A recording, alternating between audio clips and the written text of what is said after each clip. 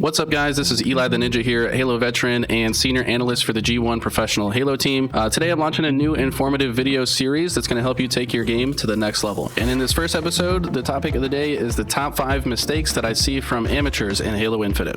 Alright, so the first mistake that I want to talk about today is having poor tactical positioning.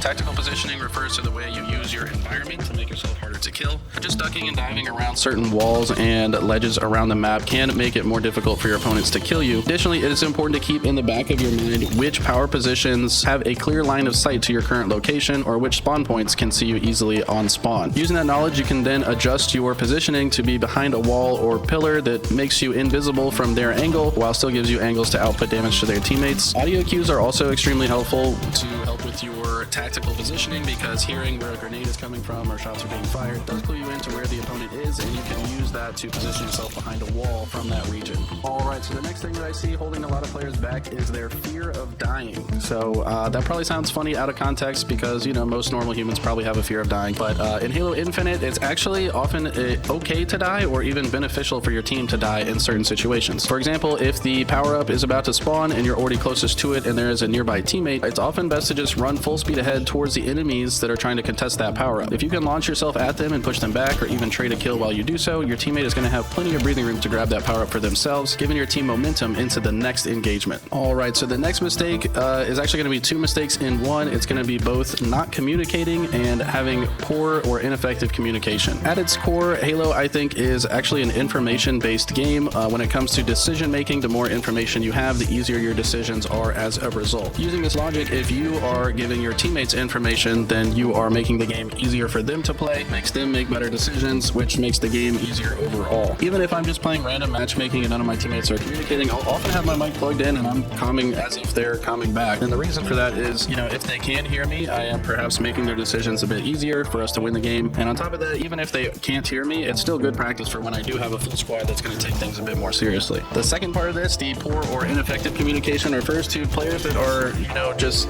either saying the wrong things that don't matter, or they're talking trash to their teammates. Do you really think if you talk trash to your teammates, it's going to make them play better? I don't think so. I think that in most cases, players are going to play worse, be resentful, or even quit out of the game. Alright, so the next mistake we're going to talk about is going to be not pressing your advantage state to its maximum potential. We all know that Halo Infinite is a heavy sandbox game with many items on the map that are better than or enhance the power of the battle rifle. If your team gets 2 or more kills in an engagement with all 4 on your team still alive, your team should be siphoning as many resources off the map as possible while you maintain that map advantage. Grab every set of grenades, equipment, weapons, objectives as possible in these moments, and use the advantage to stay aggressive. I often see teams get several kills only to sit back and wait for the other team to spawn up and come back to them. Instead, be proactive and use the map resources to snowball those kills into even more kills to press your advantage. Okay, and last but not least, the 5th mistake that I see is players simply having bad practice habits. So if it's your goal to move up in the rankings from Platinum to Diamond, or from Diamond to Onyx, or just to place better in HCS tournaments, in general, your toughest enemy is going to be yourself. If you just get on and play 5-6 hours of matchmaking without ever using any of Halo Infinite's other resources, you're really doing yourself a disservice. Theater exists where you can watch yourself from third person, you can watch it from the enemy's perspective and see what you're doing, and maybe spot some moments that you died when you didn't need to die, or moments that you could have pressed your advantage even harder. You can also add pro players to your friends list and click on their profiles and watch their gameplay, and perhaps compare it to your own and see if you can pick up any interesting habits that they might have to make them more successful. Additionally, there are so many resources in Halo Infinite's Forge to practice your aim. You can also just octagon against your friends to warm up your aim and try different things. Use all the resources available to you. There's so many that are jam-packed within this game. You might get some good dopamine from playing all day, but at the end of the day, I think what's really going to be more rewarding is spending more time introspectively analyzing your mistakes, improving, getting better, and then seeing the results of that hard work. You're going to get a lot more dopamine from that, so that's my recommendation. Okay, so that's going to wrap up the first episode of my new video series. Let me know what you guys think about this. This is a bit different from anything I've done before. If you like this format and you'd like to see more videos like it, please let me know. If there's other mistakes that you see players often make, go ahead and list them in the comments down below. I'd love to see what you guys have to say. But regardless, catch me on Twitch whenever you can, twitch.tv/Eli the Ninja. I'll see you guys out there in the battlefield.